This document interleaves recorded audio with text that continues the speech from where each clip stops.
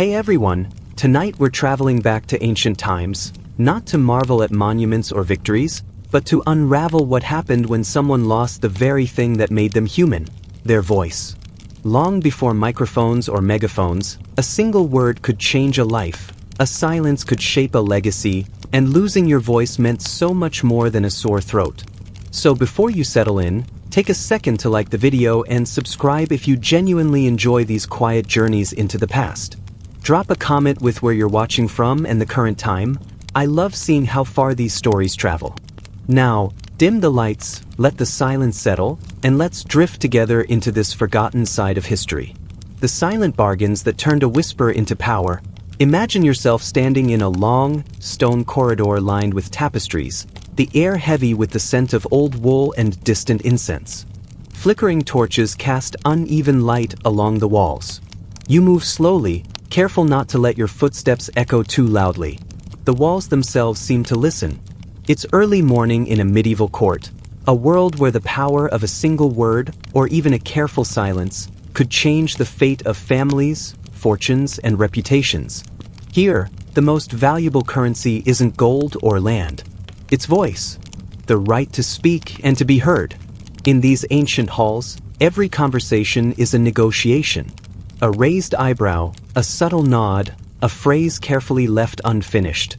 These are the tools of those who seek to climb quietly. The spoken word is precious, but it is also fragile. There were many ways to lose your voice in such a world. Some fell ill and found their throats too hoarse to plead their case before a judge or king. Others simply found themselves edged out of conversations, a circle closing tight and leaving them outside in the cold.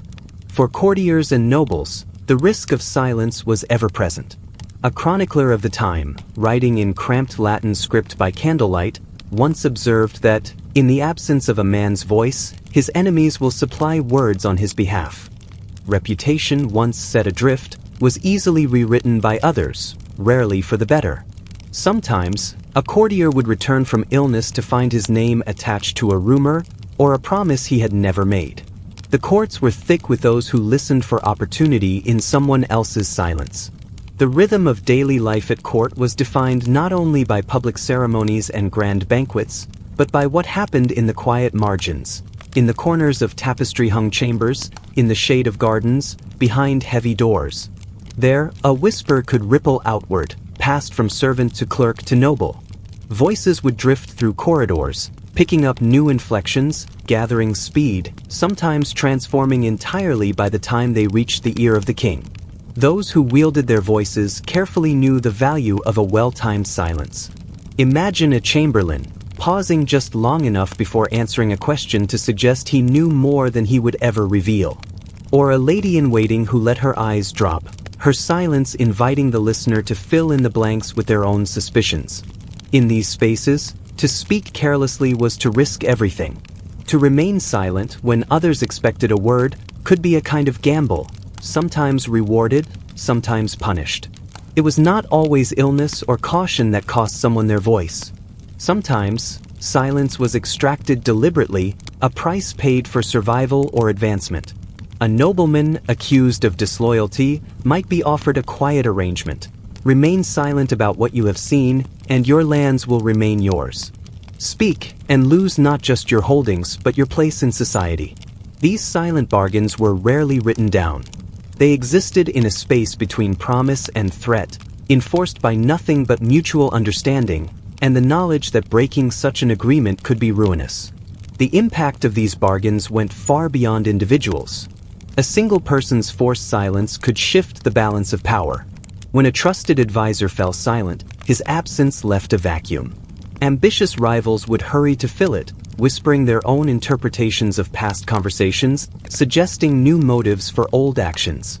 Soon, the advisor's own story would be lost beneath the weight of others' words. The court would move on, but the shape of power had shifted, quietly, almost invisibly. Beyond the court, these dynamics echoed in quieter corners of society. In small villages, a merchant who lost his good standing, perhaps through illness, perhaps through a clever rival's story, could find himself cut off from trade.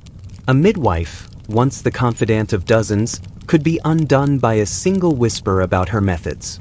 In each case, what mattered was not the truth, but whose voice carried further. Archaeologists today sometimes unearth letters, scraps of parchment, or marginalia where the tone is careful, the wording ambiguous.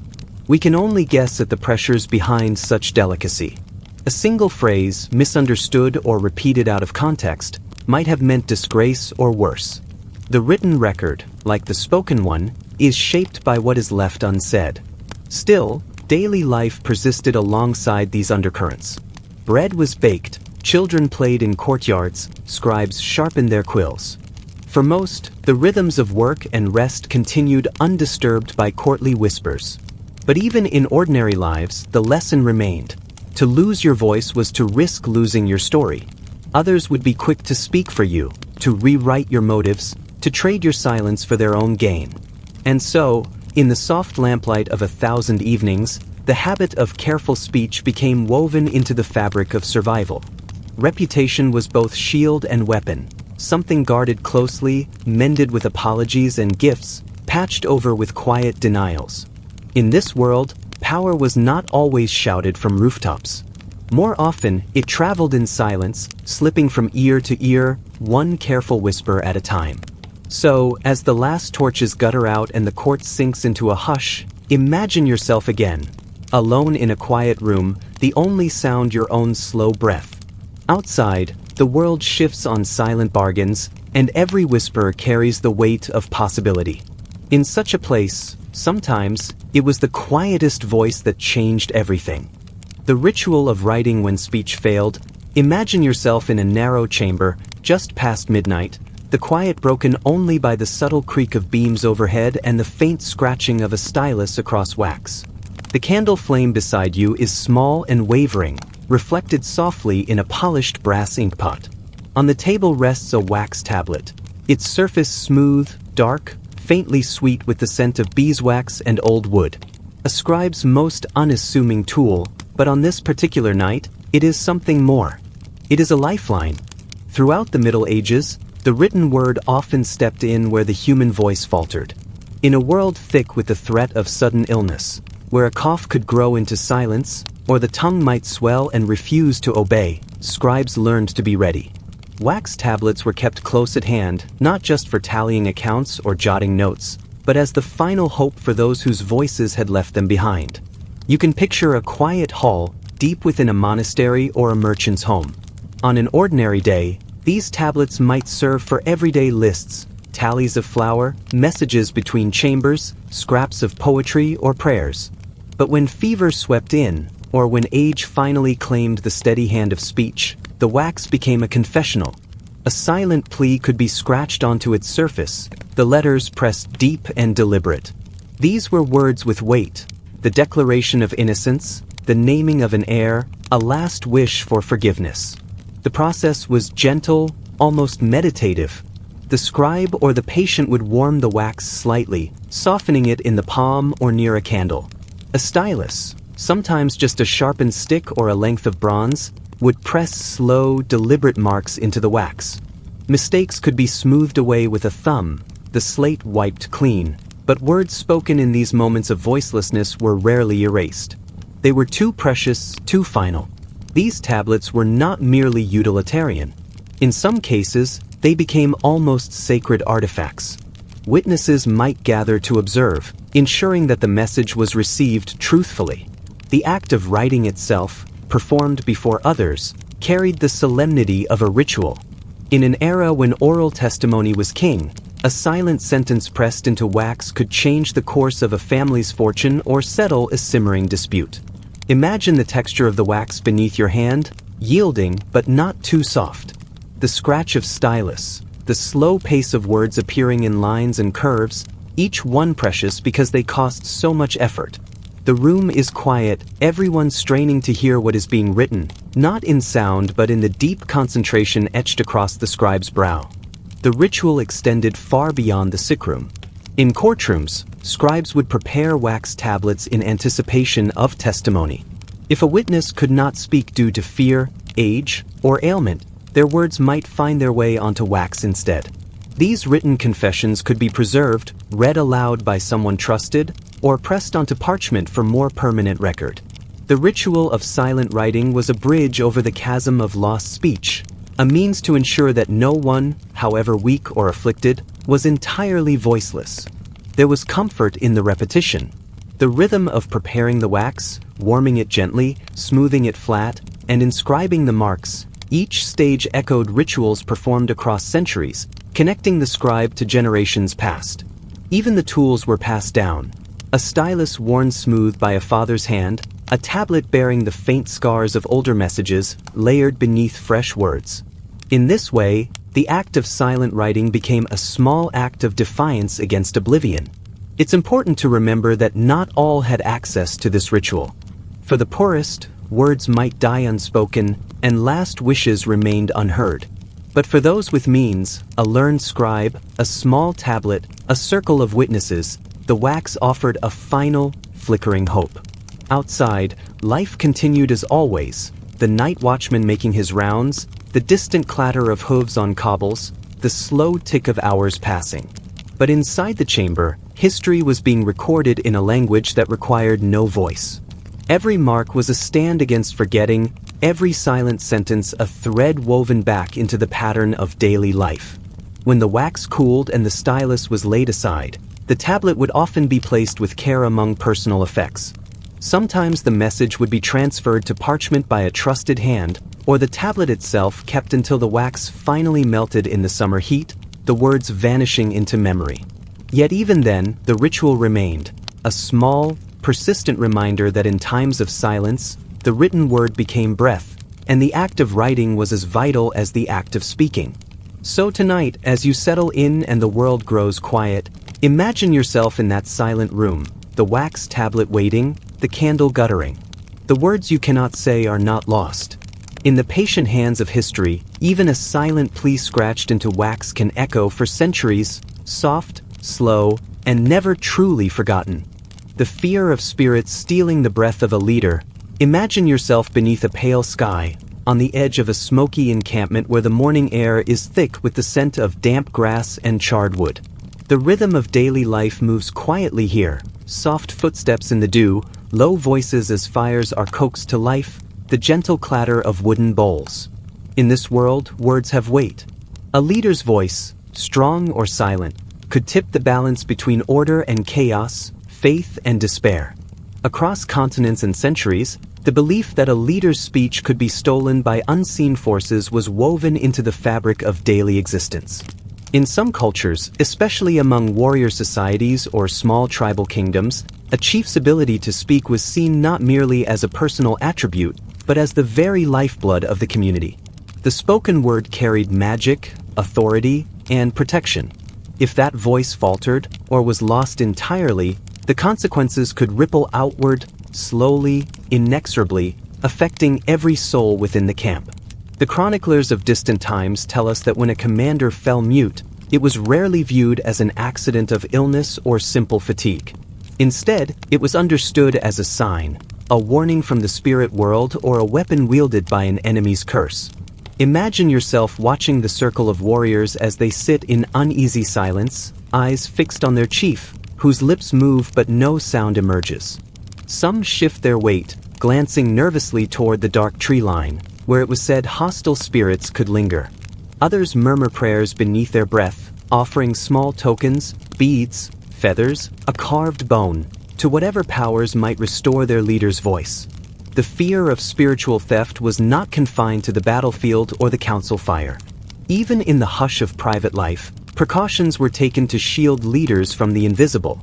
In some societies, elders would prepare protective amulets, twisted cords dyed with plant juices, tiny packets of salt and herbs, meant to be worn around the throat or hidden beneath clothing. During ceremonies, it was common for a cup of water or honeyed milk to be passed beneath the leader's seat, absorbing malevolent forces before they could rise to the mouth. Such rituals became part of the everyday rhythm, repeated so often that their meaning slipped quietly into routine. You might picture the aftermath of a night when the chief could not speak. The tent is heavy with expectation. Outside, the world seems to hold its breath. Messengers are sent to consult distant healers or wise women who specialize in countering curses. The remedies offered might be as simple as a whispered blessing, or as intricate as an all-night vigil, with sacred words recited over embers while the afflicted sleeps. All the while, the community moves more slowly, as if the loss of speech has muted the world itself. Sometimes, the cause was purely physical, a sudden illness, a hoarse throat brought on by smoke or cold. Yet the fear persisted, rooted in generations of stories passed quietly from parent to child. Chroniclers describe how, at times, the loss of a leader's voice would mark the beginning of a broader crisis. Rivals might seize the moment, spreading rumors that divine punishment had begun, or that the land itself had withdrawn its favor. In response, followers might redouble their offerings, laying gifts at sacred stones or burning fragrant herbs in the hope that the curse would be lifted. In contrast to the silence of the afflicted leader, daily life for others continued, but with a sharper edge of caution. Children were discouraged from singing near the sleeping quarters of the chief, lest their voices attract attention from jealous spirits. At meals, special dishes were prepared using protective plants, garlic, sage, ash tree leaves, thought to repel spiritual intruders. Even laughter was sometimes tempered, for it was believed that mockery could draw the eye of fate. Over time, such beliefs shaped not only ritual but also leadership itself. A wise chief might take care never to boast too loudly of his voice, lest he tempt unseen powers. Councils were often structured so that others could speak in the chief's stead during times of risk, ensuring that no single voice carried all the burden.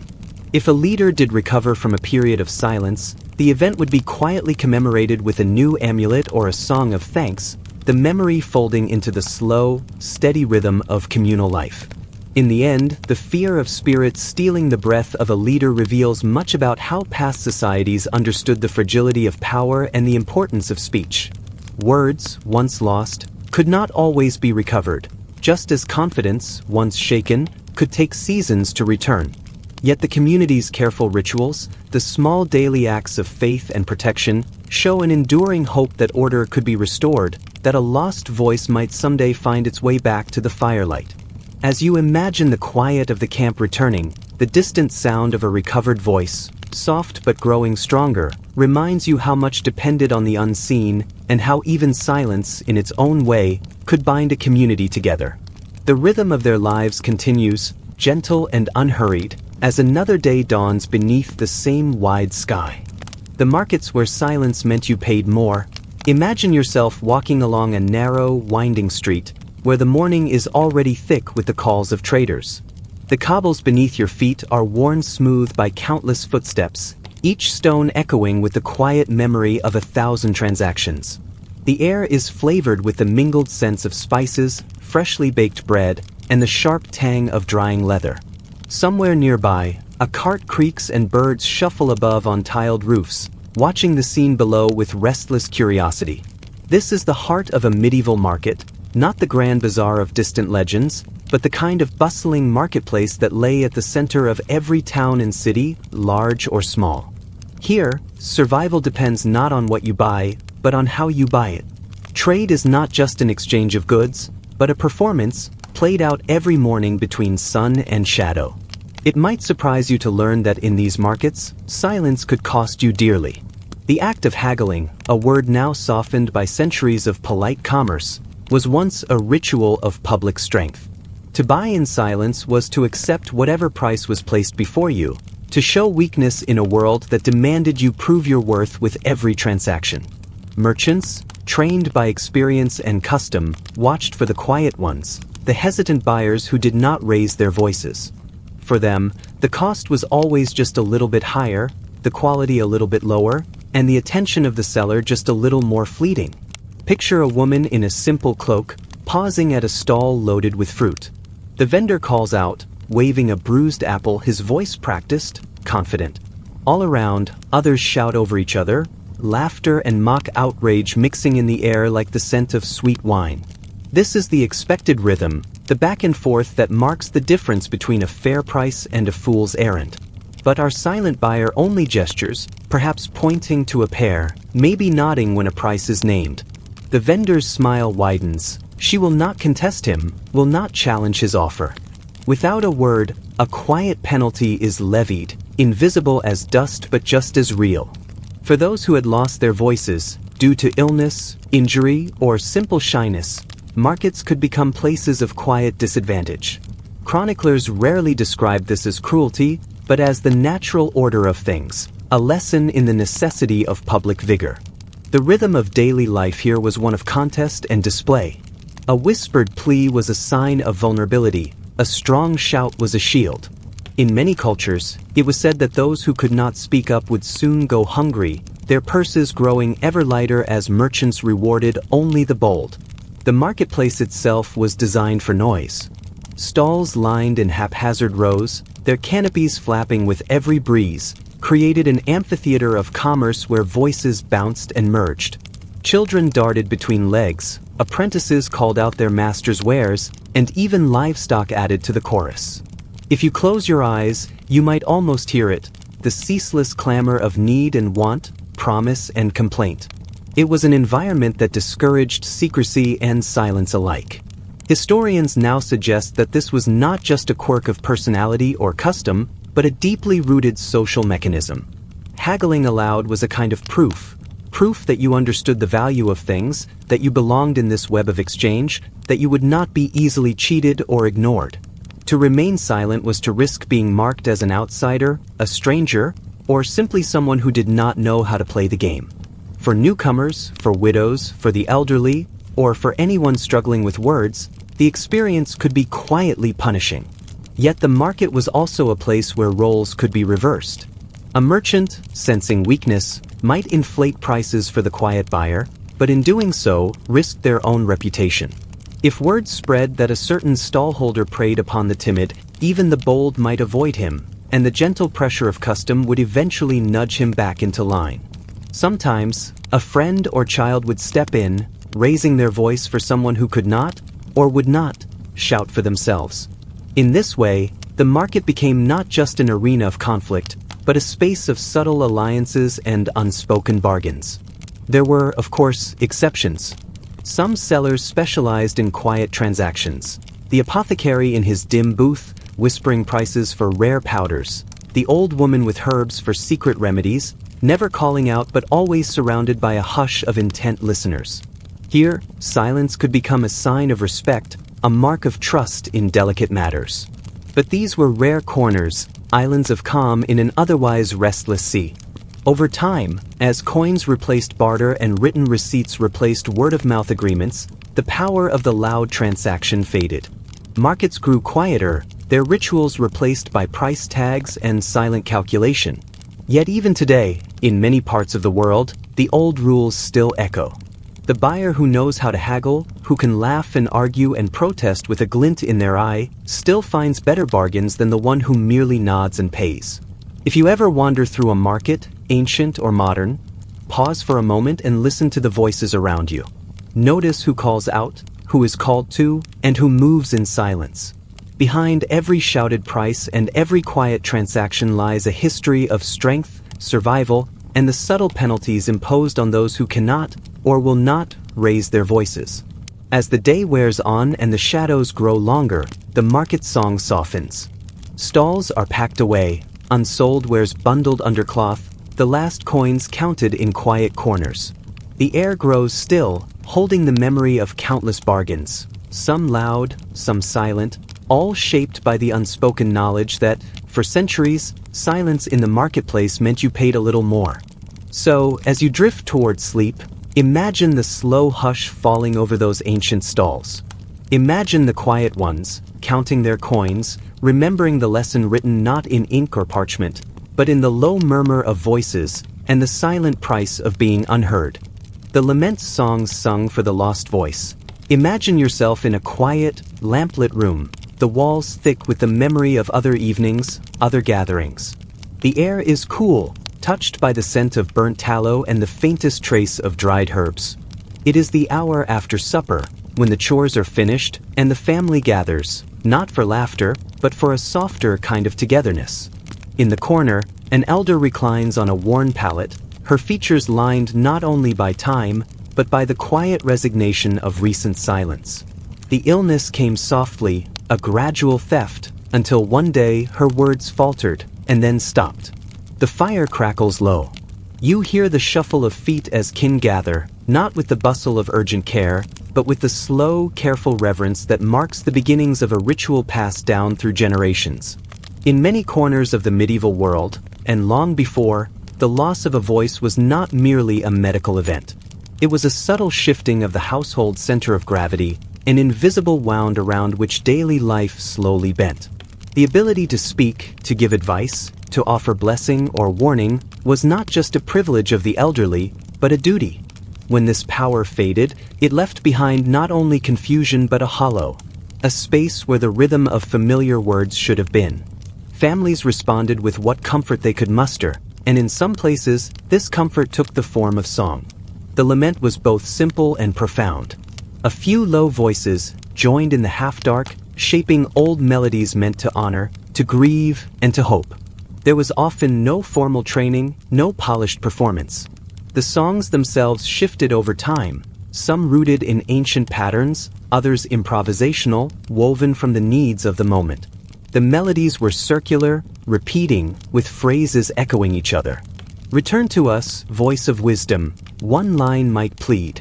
Let silence not be the end. The effect was gentle, almost hypnotic, designed not to rouse the spirit, but to soothe it, to fill the gaps left by absent speech. Imagine yourself listening as the lament rises and falls. The words are less important than the tone, a hum that vibrates softly through the floorboards, into the bones. In some traditions, these laments carried elements of both farewell and invitation. They acknowledged the possibility that the loss of speech might be permanent, a kind of living death for those whose counsel was prized, but they also served as a plea to whatever powers watched over the household. Perhaps the voice would return, carried back by the rhythm of song and memory. Archaeologists and chroniclers tell us little about the specifics of these laments, but hints remain. In Icelandic sagas, a son's grief is poured into verse when his mother loses her voice to age and fever. In remote Italian villages, neighbors remembered the hush that fell when a respected matron could no longer speak, and the peculiar melodies her daughters sang beside her bed. Even in Roman times, stone tablets record the practice of gathering and chanting for those whose voices were lost to illness or misfortune, a small act of resistance against the slow erasure of personality that came with silence. The soundscape of the medieval home was never quiet in the modern sense. Doors groaned, wind pressed against shutters, animals called from the darkened yard. Over this, the lament drifted, threading itself through daily chores. Children continued to shell beans, men mended tools, women spun wool, all moving to the slow pulse of the song. The lament did not demand total attention. It was meant to blend with life, a background current shaping mood and memory alike. Sometimes, an outsider might pass by such a home and hear the singing, a signal that something important and sorrowful was taking place within. Occasionally, neighbors would join, lending their own voices to the swell. These were not moments for celebration or noisy comfort, but for recognition of a threshold, a turning point in the family's life. The song made space for both grief and hope, for the possibility of return and the gentle preparation for loss. It was understood that a lost voice could signal many things. Illness, of course, but also the mysterious workings of fate, or even the quiet hand of the supernatural. In some regions, people whispered that a spirit might steal a person's speech, leaving them to drift in a world that no longer understood their needs. The lament, then, was not only for the sick but a kind of shield, a way to guard against unseen forces, or to coax the lost words back from wherever they had wandered. Imagine yourself, much later in the night, the laments now faded into memory. The elder sleeps, her breathing deep and regular, her hands resting on a folded cloth that holds some small token, a lock of hair, a smooth stone, a ribbon from her youth. The family settles in, comforted not by the return of the voice, but by the knowledge that they have done what is needed, borne witness, sung the old songs, and wrapped their loved one's silence in a blanket of shared care. Such rituals did not cure, but they softened the edge of absence. In time, sometimes, the voice returned, haltingly at first, as if uncertain of its welcome. When it did, a hush would fall, not of fear, but of gratitude. The laments were set aside, but never forgotten, ready to be called up again in the quiet face of another loss, another silence, another turning of the wheel of daily life. And so, in a world where words shaped memory, duty, and love, the loss of speech became not just an absence, but an event to be marked, a transition to be sung.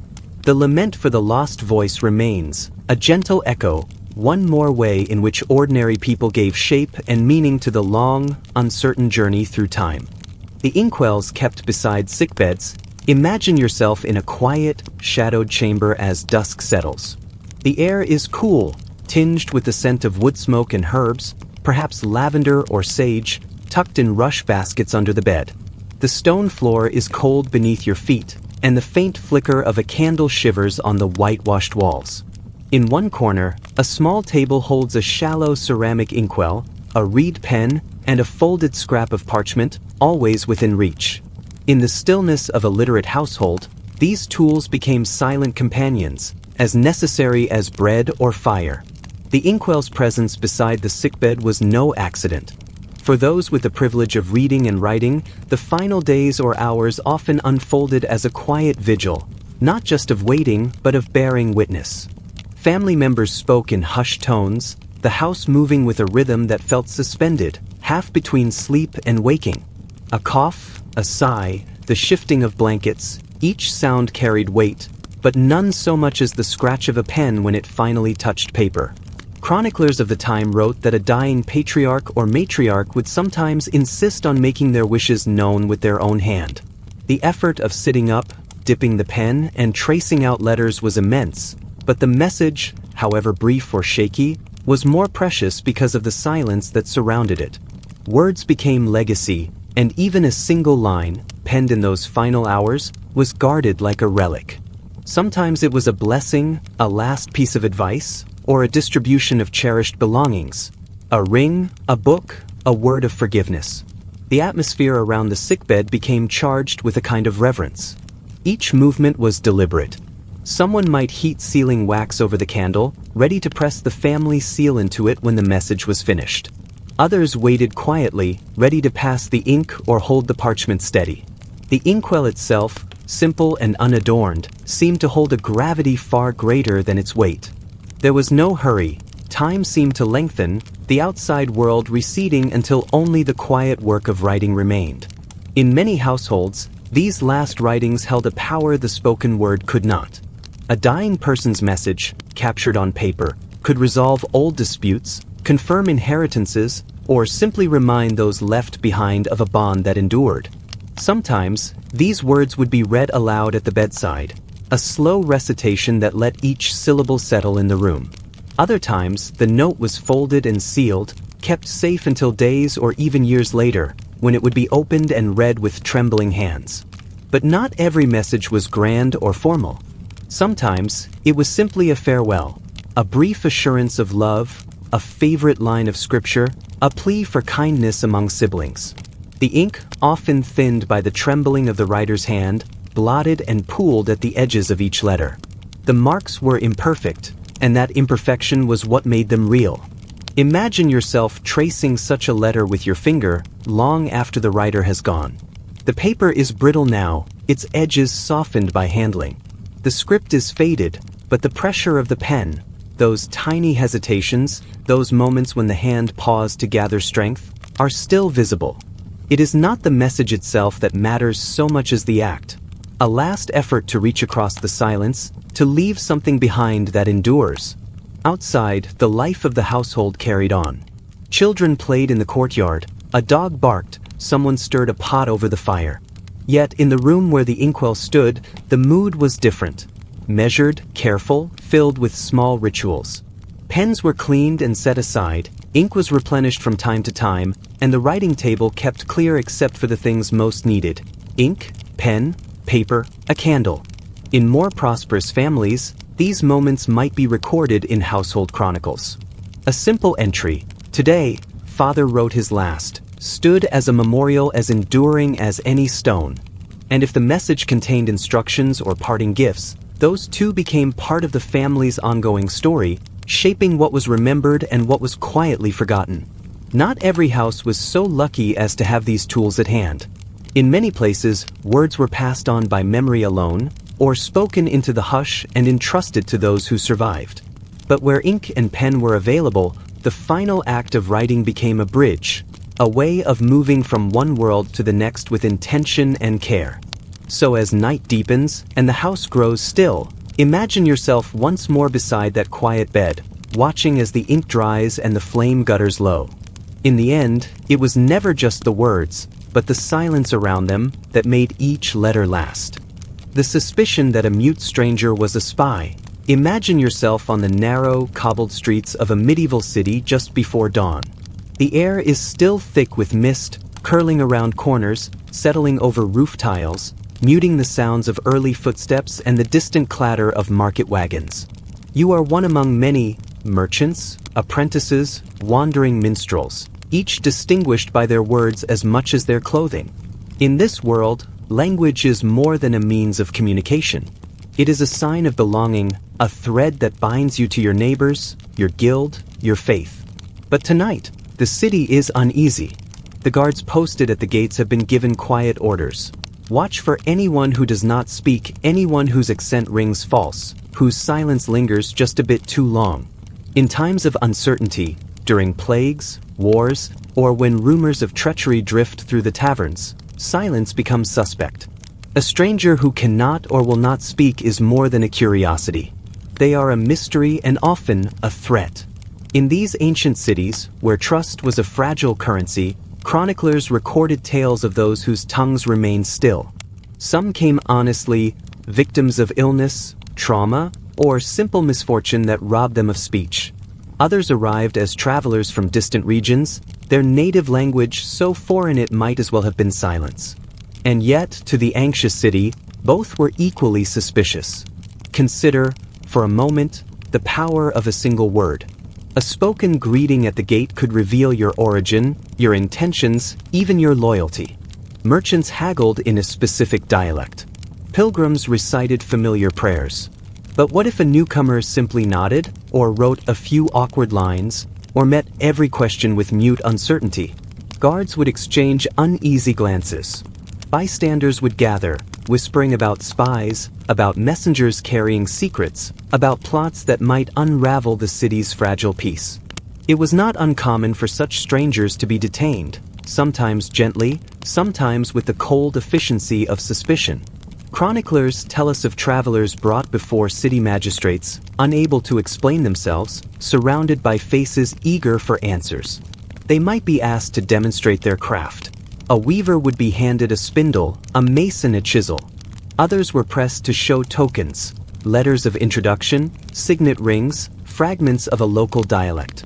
These small rituals, half performance and half interrogation, became the silent language of belonging. The consequences of failure could be profound. A mute stranger, unable to prove identity or purpose, might be held in a cold cell, the walls thick with the smell of damp stone and old straw. They might wait for days or weeks, dependent on the patience or mercy of those in power. For some, release would come only when a local stepped forward to vouch for them, recognizing a name, a face, or a skill. For others, the silence was never fully broken, and their story faded into the city's background noise, a footnote in the records, a warning in the margins. This suspicion was not without reason. Cities, especially those near borders or important trade routes, lived under constant threat of spies and informers. News traveled slowly, often warped by fear. A single act of betrayal, a message passed to an enemy, a gate left unlatched, could mean ruin. In such an environment, silence was not simply the absence of sound. It was the presence of doubt. But life, as always, found subtle ways to persist. Some cities developed gentle customs to ease these tensions. In certain regions, ghost houses maintained registers of trustworthy travelers, and mute newcomers could be vouched for by established residents. In guild halls, hand signals and tools became their own quiet vocabulary. And, occasionally, a stranger's silence became a source of quiet curiosity rather than fear. Children might mimic their gestures.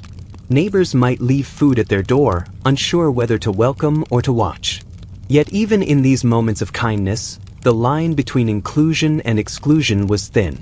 For every stranger embraced, another might be turned away, their silence mistaken for malice, their difference for danger. Chroniclers, with their measured words and cautious ink, recorded these tensions in passing, rarely as grand events, but as small, persistent undercurrents shaping daily life. You can almost hear the hush that would fall when a silent stranger entered a crowded square.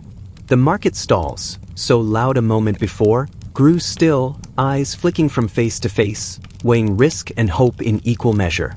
And as the stranger passed through, each step echoed the city's ongoing struggle. To protect itself, to remain open, to decide whether silence is a wound or a weapon. As night deepens and the city's watchmen begin their quiet patrols, the story of the mute stranger slips softly into history. Some became legends, heroes misunderstood, or villains unmasked by their silence. Most, though, were simply travelers caught between worlds, marked not by what they said, but by what they could not say. In a place where language meant safety, silence was a border as real as any wall. Tonight, as you drift toward sleep, imagine yourself on those ancient streets, listening not just for words, but for the meaning hidden in every pause, every gesture, every watchful glance. In the hush that follows, let yourself wonder, if you could not speak, how would you prove you belonged? And how many stories, like yours, have been left unspoken, lingering in the quiet corners of history? The laws that demanded verbal oaths alone. Imagine yourself seated on a rough wooden bench inside a cold, stone-walled chamber. The faint echo of footsteps drifts through the corridors, each sound softened by layers of dust and years. A pale light filters through a narrow window, painting slow-moving stripes across a floor swept clean each morning. In this room, words matter more than ink or paper. The hush is not only silence, but the heavy anticipation of what will soon be spoken aloud. Throughout much of history, before contracts were signed with pens or sealed with wax, the spoken word itself was the law's final authority. From ancient city-states to rural manors, entire codes depended on the act of speech. A person's voice, rising steady and clear, was the key that unlocked land, property, marriages, apprenticeships, even freedom. The oath was not just a formality. It was a performance, a demonstration that you understood the law and pledged your honor before witnesses, ancestors, and, often, your chosen deity. In many legal traditions, only a verbal declaration could bind an agreement. You might imagine a farmer promising a share of his crop, a craftsman accepting the terms of a guild, or a widow asserting her rights to a home. Each time, the law required a ritual phrase spoken aloud, in words chosen by custom. There was a rhythm to these moments. A pause, a breath, a gathering of attention. Then the oath itself, sometimes simple, sometimes lengthy, delivered in the open, with all present listening. For most, this was simply the way things had always been done. But for those who could not speak, whether by illness, injury, or birth, the rules took on a different shape. Without a voice, the law's gate would not open. A mute person, no matter their understanding or intent, often stood invisible before the magistrate. Families would gather whatever records they could, assembling neighbors to vouch for character, bringing small tokens as reminders of lost words, a favorite tool, a letter from a priest, a ring handed down across generations. Yet these offerings, sincere as they were, rarely replaced the required sound of the oath. There are surviving records, fragments and petitions, written by others on behalf of the voiceless. Some are brief, just a sentence or two asking for an exception. Others are longer, explaining in detail how a loved one fell silent or had never spoken at all. In most cases, magistrates refused. The law, after all, was built on certainty. Without the spoken oath, there could be no true agreement. Families might plead, arguing that intent was clear, that the mute person's life was shaped by the same customs as any other. Still, the law often saw no person at all, only the absence of a voice. Imagine the heartbreak of this silence. A father unable to pass his land to a son who cannot speak the words. A merchant's apprentice, bright and capable, denied a contract because he could not recite the guild's formula. A widow, aging and anxious, left uncertain about her home after her husband's death, simply because she could not say the ritual phrase. The texture of daily life was marked by these quiet exclusions. Where most could move forward with a word, the mute remained at the threshold. And yet, the world did not stop. Within communities, workarounds quietly emerged. Trusted friends or family would sometimes make informal arrangements, guided by conscience rather than law. At local gatherings, a silent nod or the gesture of a hand might carry meaning understood by all present, even if it was invisible to the legal record. But these solutions could not erase the anxiety of uncertainty. At any moment, an absent word could be held against a person, their rights stripped away as quickly as a candle's flame flickered out. The law's insistence on verbal oaths also shaped ritual and daily life. Special feast days included ceremonies where oaths were exchanged in public, not only to affirm deals but to remind the silent or shy of their own vulnerability. Priests and clerics, though sometimes sympathetic, were bound by their own rules, rarely able to intervene when the letter of the law required a voice. In some regions, a person who lost their speech after making an oath was believed to be under a special protection, as if the law itself respected the memory of their promise. But for those born silent, or silenced by fate, there was little such comfort. As time passed and written contracts became more common, the strictness of verbal oaths gradually loosened. The law began to recognize marks, gestures, and witnesses as forms of intent. But for centuries, the absence of a voice meant the absence of legal existence. The world outside the court went on, fields planted, meals shared, stories told in whispers and signs. Still, the echo of those old rules lingers, a reminder of how much once depended on a single, spoken breath. Imagine yourself once more in that stone-walled chamber, watching the sunlight shift as the day lengthens. The magistrate sits in calm attention. Around you, the rhythm of their lives continues. Contracts spoken, promises kept or broken. For some, words are a bridge to belonging. For others, the law's silence is as deep as the hush before a storm. And in that hush, you sense the quiet strength it took simply to be heard, when being heard was everything. The carved symbols passed hand to hand. Imagine yourself in the hush of an early morning, in a village where the air feels cool and heavy with mist. A single path winds through rough-thatched cottages, stones pressed deep into mud by generations of footsteps. Beneath a pale sky, the rhythm of daily life begins not with voices but with quiet, practiced movements. Bread rising in the coals, water fetched from the well, and sometimes the silent passing of a small, carved token from one palm to another. There were times when words could not be spoken, when illness, fear, or ancient customs bound the tongue. In these moments, communities turned to objects that could speak in silence. These were not coins or jewelry, but simple things. A flat disc of wood, a smooth pebble, a piece of bone, each one marked with a symbol understood by those who needed to know. Some tokens fit easily in the pocket, warmed by the hand that carried them. Others were worn on a cord or tucked into the fold of a sleeve, always close, always ready.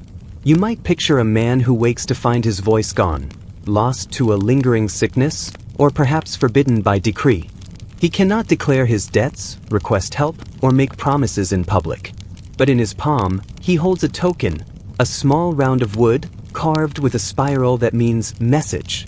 With careful steps, he seeks out a neighbor. No words pass between them. Instead, the token changes hands, its meaning as clear as any sentence spoken aloud. This practice, humble as it seems, had roots as deep as the oldest stories. Archaeologists have uncovered carved stones and bits of bone in settlements stretching from the windswept edges of northern Europe to sun-baked villages in Africa and Asia. The markings vary, some are simple scratches, others elaborate pictographs, but the purpose echoes across cultures. To carry meaning where words cannot, to create a bridge of understanding when the voice falters. Sometimes these symbols were purely practical. A crosshatch might say, food needed. A wavy line might mean danger. A ring encircling a dot could mark a birth, a death, or a debt owed. In some places, a certain color of stone was passed to warn of approaching illness or to request a healer's visit. The language of these tokens was never fixed. It shifted over time and from village to village, a code shaped by necessity and trust. Children learn the meanings as they learn to walk, at first watching, then imitating, finally becoming the messengers themselves. In households where a parent's speech was limited by injury or age, a child might carry a carved symbol to a neighbor's hearth, returning later with a different token and a nod. The exchange was quiet but never secretive. Everyone understood its place in the rhythm of their lives. On festival days, tokens took on a different weight.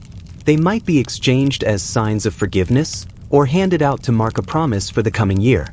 At funerals, a stone with a certain mark might pass from hand to hand, tracing a silent circuit through the grieving community, a promise that memory would endure even when voices could not.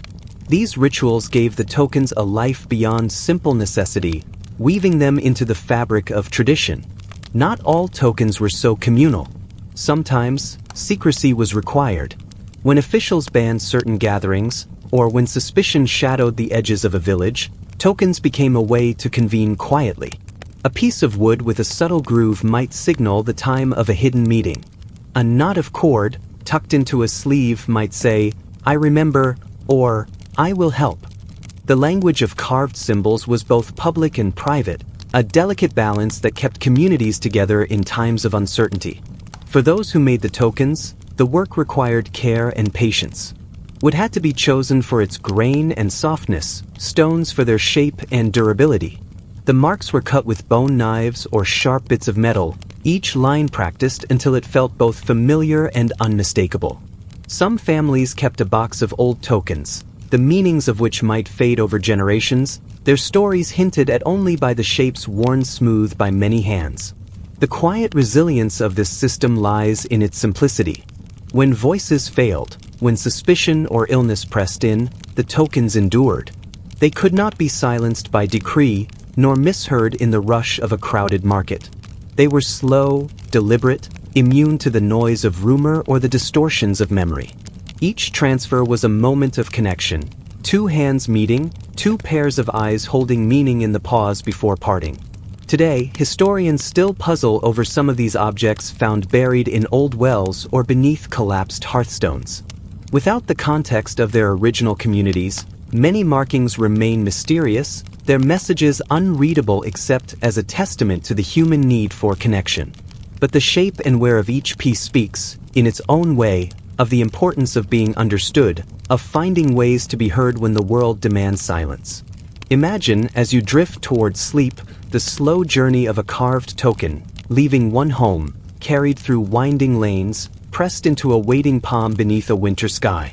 Imagine the comfort in knowing that even when your own voice fails, there remains some gentle, hand-carved way for your message to find its way, quietly, from hand to hand, across the quiet span of a single day. In the rhythm of their lives, even silence found its own language, a language written not with sound, but with the quiet patience of those who refused to let meaning vanish, even when words were lost to the air.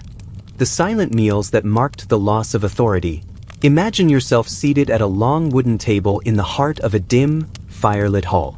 The air is thick with the scent of roasted roots and the ever-present tang of smoke drifting from a hearth that has seen countless seasons.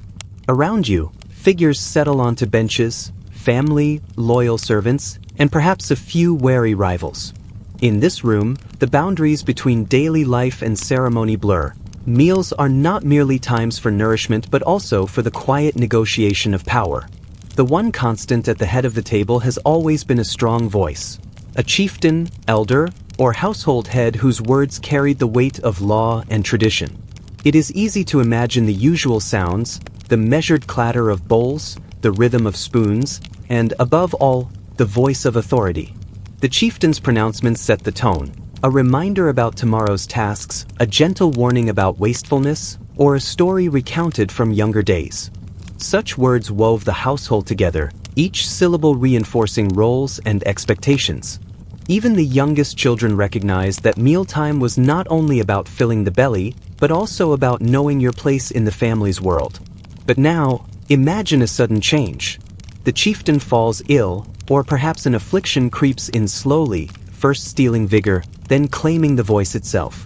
At first, the family does not speak of it directly. Meals continue, but the pauses grow longer, the sounds of eating seem louder, and the space at the head of the table grows heavy with unspoken questions.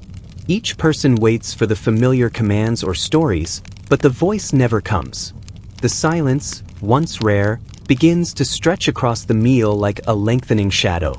In many societies throughout history, the ability to speak, firmly, publicly, and without hesitation, was an essential part of leadership. A strong voice maintained order, resolved disputes, and reminded everyone, gently or sternly, of who held the final say. When that voice was lost, whether to illness, age, or sorrow, the effect on daily life was immediate but subtle. No one rushed to seize the empty space. Instead, the household lingered in a delicate pause, the silence itself a sign that a shift in power was approaching. Picture the meal itself. Dishes of porridge, bread, stewed beans, or salted fish passed carefully from hand to hand. Instead of conversation, you notice the scrape of spoons against pottery, the slow chewing, the shared glances. No one wishes to break the silence, as if doing so would betray either impatience or disrespect. Sometimes, an older son or daughter might clear their throat, half prepared to speak, but the moment passes.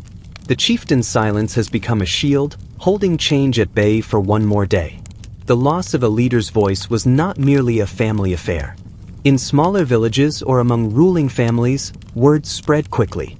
The hush at a household's table became a signal, a warning, perhaps, that the balance of power was in flux. Neighbors took note, as did distant kin with ambitions of their own. In some cases, rival claimants might begin to gather allies quietly, knowing that the silence at the table was more than simple respect. It was an announcement that new voices would soon contend for authority. Archaeologists, reading between the lines of surviving texts, find hints of these changes. Chroniclers recorded not just the words of leaders, but also the moments when words failed. In Anglo-Saxon England, the silence of a hall was sometimes considered an ill omen, a precursor to dispute. In the sagas of the North, storytellers wrote of quiet feasts, where the absence of the host's voice was as meaningful as any spoken decree. Even in peasant cottages, a father's long silence at the table might be remembered for years as the turning point after which the oldest child began to speak for the family.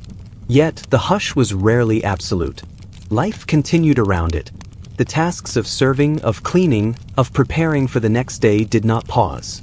Meals still provided warmth and sustenance, and the familiar rituals, giving thanks, dividing portions, offering a last bit of bread to a younger sibling, remained. But in the soft candlelight, the silence grew heavy, pressing in at the edges, a reminder that the familiar order could not last forever. Sometimes, these quiet meals became almost ceremonial. A subtle, recurring repetition emerged. The act of waiting for words that never came, the careful exchange of glances, the slow realization that the pattern was changing. The silence itself could be comforting, a way to acknowledge the importance of the moment without rushing into decisions or arguments. It allowed grief and uncertainty to coexist with duty. People found ways to signal respect, bowing the head, passing food in a certain order, lighting a candle at the head of the table, all gestures that maintained dignity even as authority slipped away. Imagine the night deepening outside, the sounds of the village fading to a hush. The meal ends, and people rise from the table, moving quietly through the routine of closing the house against the cold. The chieftain remains, gazing into the fire, hands resting on the table that once carried his words out into the world.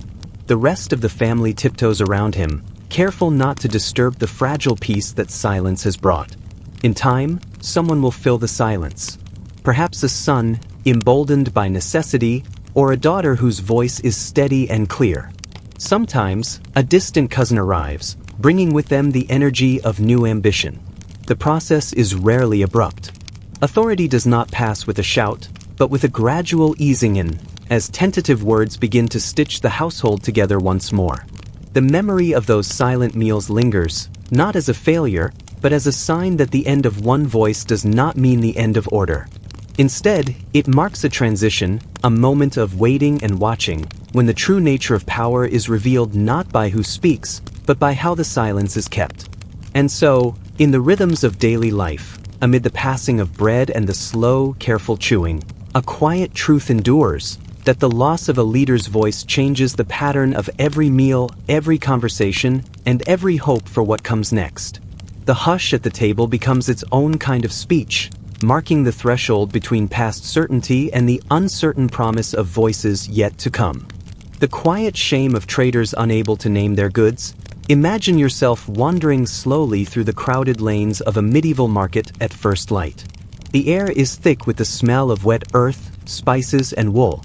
There is a persistent chorus, 1,000 voices overlapping, each trader calling out the virtues of their goods. Some shout the names of fruits or fabric, others sing fragments of rhymes meant to catch a customer's ear. It is noisy, bright with color, and crowded with life. But among the clamor, there are always quieter spaces, stalls where the rhythm of commerce falters, where the voices grow thin, and sometimes, where silence settles in like dust. In these markets, a trader's voice was more than a tool, it was a lifeline. The ability to name your goods, to speak clearly, to announce fresh arrivals or bargain prices. This was as vital as the goods themselves. Shoppers moved quickly, their attention flitting from stall to stall. Those who could call out with authority drew crowds, their voices rising over the market's hum. But for some, the power to name and to sell slowly slipped away. Chroniclers wrote, with the measured detachment of their craft, about traders who lost the ability, or the will, to call out. Sometimes it was illness, a hoarseness that never faded, a cough that left only whispers. Sometimes it was age, or simply the slow erosion of confidence in a world that rewarded boldness. These silent merchants became ghosts in the market, their presence marked not by their words, but by their quiet withdrawal. The impact was subtle at first. A trader who once called out, "Fine apples, ripe for your table," began to speak more softly, hoping nearby shoppers would draw close enough to hear. Over time, their voice faded to a murmur, then to nothing at all. The market did not wait. Louder rivals took the opportunity, expanding their own stalls inch by inch, occupying the spaces left by those who could no longer compete. To lose one's voice in the marketplace was to risk invisibility. The rhythm of daily commerce was unkind to those who could not keep pace. Imagine a linen seller whose voice once carried over the crowd, now standing behind a half-empty stall, fingers tracing the folds of unsold cloth. Each morning brought fewer customers, each season, less stock to offer. In a world where reputation could be built or broken by the sound of a name shouted across a busy square, silence brought with it a quiet shame. The silent traders did not announce their misfortune. Instead, they retreated. Some moved to smaller alleys, narrow and dim, hoping to find a gentler rhythm. Their stalls grew emptier each year, the goods more modest, the hope of drawing a crowd fading with every passing day. Chroniclers noted how, in these back lanes, the rules of the marketplace changed. There was less noise, less urgency, but also fewer buyers. The traders who settled there often developed a new routine, displaying their goods with extra care, relying on regular customers who knew to seek them out. Some found a measure of peace in the quiet, but most simply faded further from view, their names forgotten as surely as the cries they once made. The market itself had little patience for nostalgia. Each season, the busiest corners grew louder and more crowded, as ambitious newcomers took over the best locations. But in the soft margins of the city, if you listen carefully, you might find the remnants of those quieter lives. A basket of pears arranged just so, a bolt of cloth folded with pride, the seller's eyes hopeful, waiting for someone to notice without needing to call out. Sometimes, a sympathetic customer would pause, exchanging a wordless nod, a gesture of respect for the effort required to endure. Within the home, the reality of this loss was quietly acknowledged. A spouse might mend worn clothing in the evening, the silence between them marked by a shared understanding of dwindling fortune. Children learned not to ask about the shrinking pile of coins. There were no dramatic confrontations, just a slow adjustment, a shifting of expectations, a new economy of words. Yet life outside the market went on. The bells of the city still rang out at dawn and dusk. Bread was baked, and stories told by firelight. The world beyond the marketplace did not always measure a person's worth by the volume of their voice. In small gatherings, old traders still shared their wisdom, techniques for choosing fruit, the feel of good cloth, the secret places where herbs grew wild. Here, in quiet conversation, a different kind of value lingered.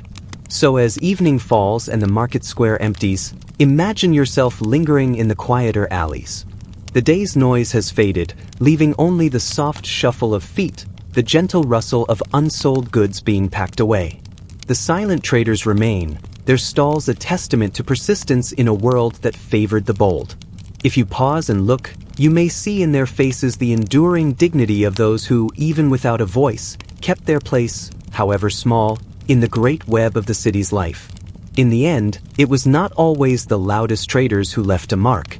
Sometimes, it was those who endured in silence, who let the shape of their wares and the care of their hands speak for them, that told the quietest and perhaps most lasting story of all. The sacred spaces where no voice was needed. Imagine yourself walking through the early morning haze, before the city has fully woken, your footsteps muffled on worn stone. The markets are quiet, the workshops still. Beyond the last crooked lane, you find yourself approaching a temple, its outlines softened by drifting incense and the golden haze of sunrise. The walls rise smooth and pale, cool to the touch, with intricate carvings hinting at stories older than memory. As you step closer, you notice something strange and quietly comforting. In this place, voices are not required.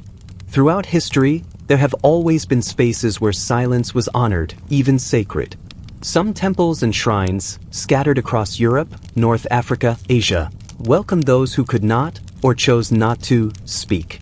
To the priests and guardians of these places, the absence of voice was not a failing, but a mark of humility, a gesture of respect before the divine.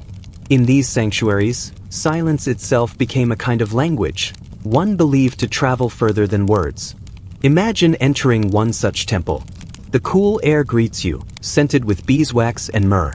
The stone floor is smooth beneath your feet, and the hush is deep, so complete that the smallest sounds, a breath or the brush of fabric, seem amplified. Lamps flicker gently in shadowed alcoves. Around you, worshippers move with a kind of slow grace. Some are silent by necessity, some by choice, each welcomed as an equal. The priests of these sacred spaces were trained to listen with more than just their ears. They became fluent in gesture, in the quiet choreography of hands and eyes. A bowed head might mean reverence or a plea for forgiveness. Hands pressed together could signal gratitude, or hope, or simply the wish to be seen. Written pleas, scratched onto wax tablets, inscribed on strips of parchment, or traced in the dust with a finger, were gathered and treated with the same respect as spoken prayers. You might watch as an elderly woman, unable to speak since childhood, approaches the altar. She kneels, tracing a careful pattern on the stone with her thumb. A priest steps forward, offering a soft cloth and an understanding glance. No words are exchanged, but her meaning is clear, her request, her grief, her offering. The priest receives it as solemnly as if she had spoken aloud, and in this exchange, both find a quiet peace. These rituals were not merely practical, they were woven into the temple's very design. In some shrines, areas were set aside for silent worship, marked by symbols, a carved ear, a listening hand, a closed mouth. Some traditions held that the gods themselves preferred wordless devotion, that the purest prayers were those never spoken. In certain faiths, taking a vow of silence was seen as a pathway to greater wisdom, a means of stilling the noise of daily life to hear the subtle whisper of the sacred. Outside, the world was full of noise, arguments, bargains, proclamations, but within these walls, silence softened everything. It became a gentle tide, carrying away worries and sharpening other senses. In the absence of chatter, people noticed small things: the warmth of sunlight through colored glass, the subtle tremor of a candle flame, the way dust floated in a shaft of light like golden pollen. It's easy to imagine how comforting these spaces were for the voiceless. In most of society, to be mute was to be overlooked or mistrusted, your story trapped behind your teeth. Here, that difference became a bridge, not a barrier. Many who could not speak found a kind of family among fellow worshippers and priests. There are records of entire orders dedicated to silence, where brothers and sisters learned to communicate with a glance, a gesture, or a line of script passed quietly from hand to hand. Silence also changed the way prayers were heard. Priests believed that the gods listened to intention, not to volume. A wordless plea, they taught, was no less powerful than a chant sung aloud. Written prayers, collected in jars, pinned to walls, or burned as offerings, were read with care, sometimes aloud, sometimes only in the heart. The belief was that the divine needed no interpreter. A silent prayer, offered honestly, would be received. At times, even the grandest ceremonies would pause for a moment of stillness. Bells would cease, choirs would fold their hands, and the entire congregation would stand in utter quiet, a stillness so complete that the heart's own rhythm became the only music.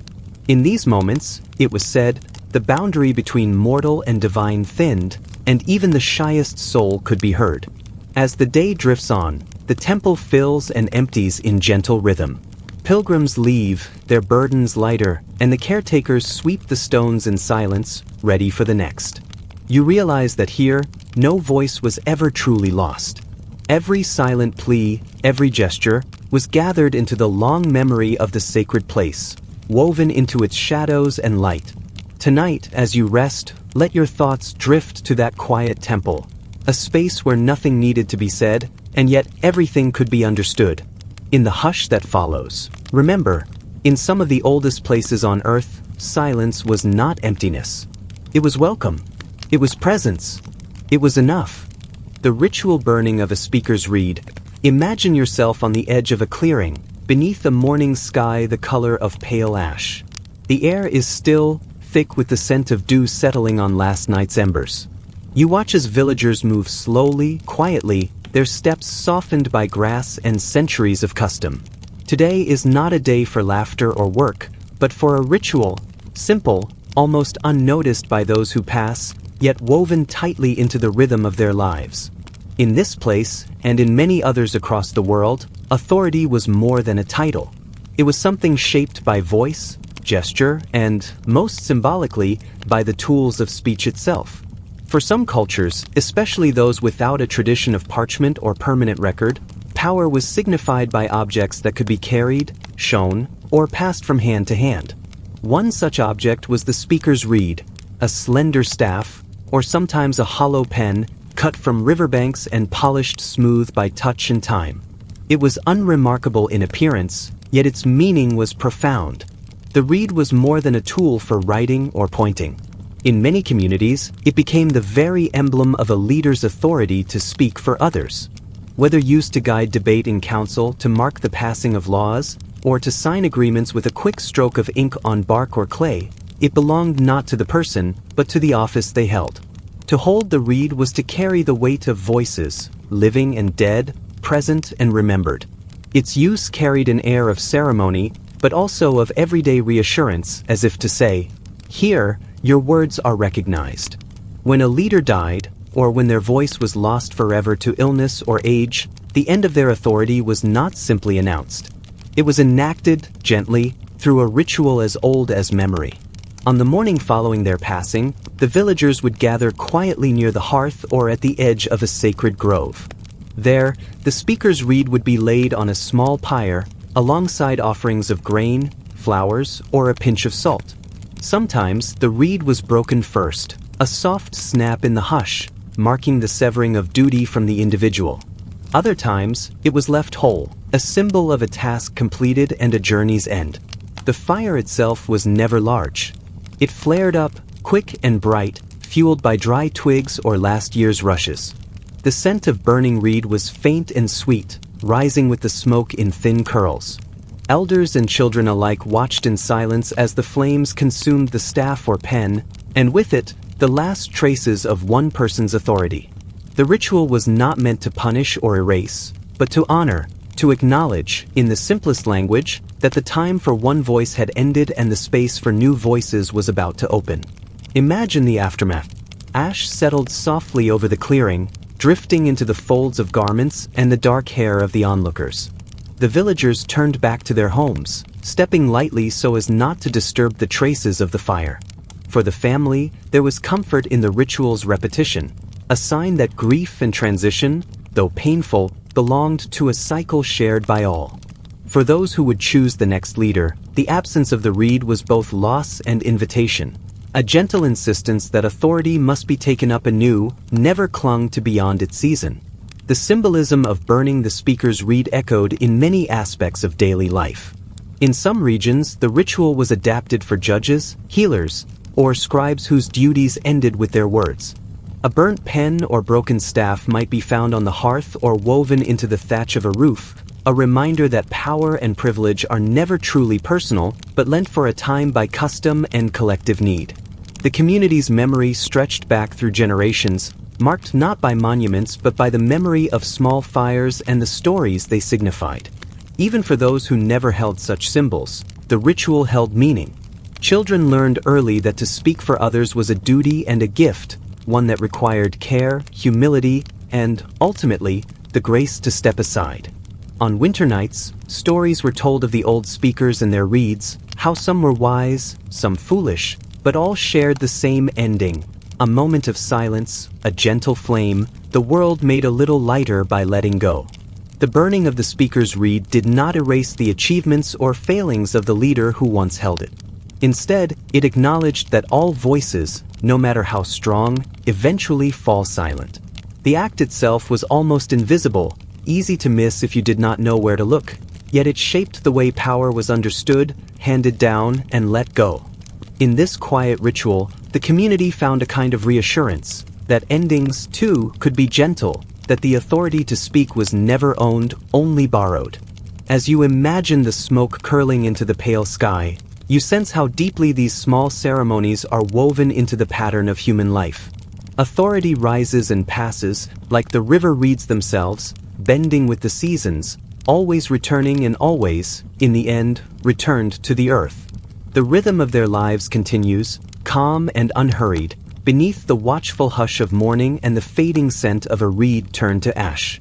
The neighbors who feared a mute as cursed, imagine yourself in a narrow village lane, long before sunrise, as a thin veil of mist softens the edges of every cottage and the world feels smaller, quieter, more enclosed.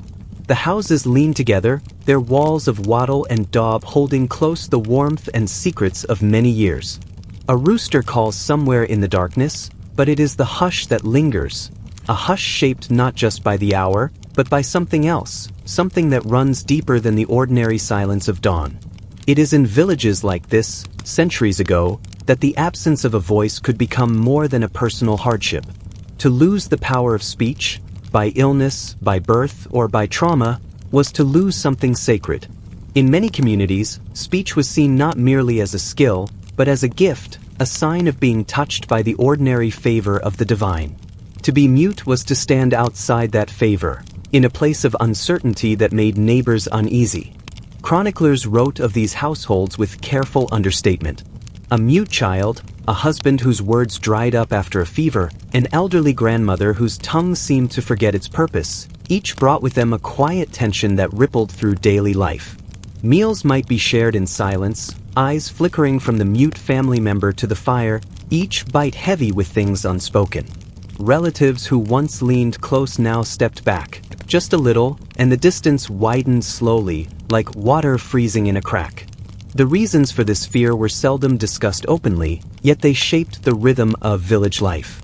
In a world where sickness and hardship were constant companions, people searched for meaning in every deviation from the norm. To be unable to speak was to invite questions. Had some hidden fault drawn divine disfavor? Was the family hiding a shame, a sin unconfessed? Or was there something more, an unseen danger that could pass from one household to another, as contagious as winter's chill? Stories drifted on the edges of these questions, murmured at doorways or beside wells. A mute child, some whispered, might be the result of a broken promise made by the parents. An adult who lost their speech after a frightening dream might be living under the shadow of an ancient curse. Even the most rational neighbors felt unease. wondering if misfortune would spread like smoke, seeping beneath doors and around corners. The chroniclers were careful to note the quiet ways that suspicion made itself known. A loaf of bread left at a doorstep, instead of being handed across the threshold. A neighbor's child suddenly forbidden to share toys or chores with the mute one. An invitation to a gathering quietly omitted, or a family excluded from the communal labor that shaped every season. Each of these actions was small, barely more than a pause, a sidelong glance. But together, they wove a barrier that could be as isolating as stone. Within the home, families responded in different ways. Some doubled down on care, protecting their silent kin with fierce determination, insisting on their place at every meal and ritual. Others grew quiet themselves, shrinking from the judgment of neighbors, carrying their worry like an invisible weight. For many, there was the hope that the lost voice might return, that a cure could be found in a local healer's charm or in prayers whispered at the chapel's cold stone steps. These suspicions did not arise from cruelty alone. In a time when knowledge of the body and mind was limited, silence was frightening because it was unknown.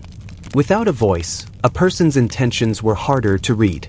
In disputes or misunderstandings, they could not explain themselves, leaving gaps that others filled with their own fears. The quiet ones became mirrors for the anxieties of their neighbors, a blank page on which worries were written again and again. Yet, beneath the surface, there were moments of kindness and adaptation. Some villages learned to communicate with signs or with the exchange of tokens, gestures that softened suspicion over time. Occasionally, a mute person would become a trusted observer, valued for their ability to listen and remember. Over years, the initial sense of curse might fade, replaced by an uneasy acceptance, or even, rarely, respect. Even so, the shadow of suspicion lingered, especially in times of crisis. If the harvest failed, if illness swept through the village, old fears returned. A household marked by silence might once again find itself on the edge of the community, watched carefully for signs of difference, their misfortune quietly linked to the mute member within. As evening settled and the lanes emptied, you might imagine a solitary figure sitting by the hearth, hands folded, gaze steady, hearing every word but unable to answer. Around them, the house breathes with memory and worry, the walls holding not just the warmth of the fire, but also the stories that grow in the cracks between words. Outside, neighbors pass with only a glance, the weight of their suspicions as silent as the one who sits within.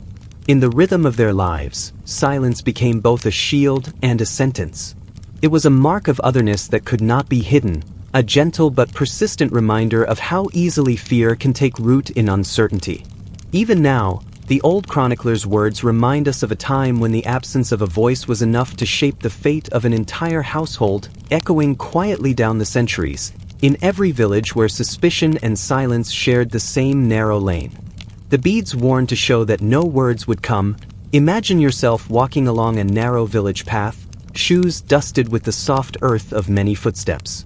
It is morning, and the sun's light is filtered through the branches of trees that have stood longer than memory itself. You pass neighbors exchanging slow greetings, a few children chasing each other with sticks, and an old woman bent over her herbs. It is a scene of gentle routine, the kind that repeats across weeks and seasons, where each day's rhythm echoes the one before. In this world, communication is constant, but rarely loud. Voices rise in quiet instruction, in stories shared beside the hearth, in advice murmured over a basket of beans. But not all voices join the conversation. In some places, you might notice a subtle sign. A necklace, strung not with gold or ornament, but with plain beads of wood or clay worn high on the chest. The person who wears it moves through the crowd quietly, meeting eyes but never speaking, their silence wrapped around them as plainly as a cloak. These beads are not jewelry in the modern sense, nor are they a symbol of vanity or wealth. Instead, they serve a singular and sensitive purpose, to signal that no words will come and that questions should not be asked. For those who have lost their voice, whether through illness, trauma, age, or fate, the beads are a gentle shield.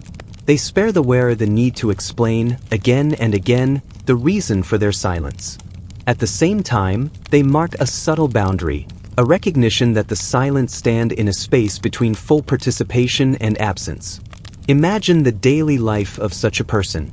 Rising before dawn, they slip the bead necklace over their head, its touch cool and familiar against the skin. It is both a comfort and a weight, a reminder of the world's expectations and the small mercies that custom can provide. At market, the silent one trades goods using gestures and carefully practiced routines. Most people know not to press them for answers or greetings.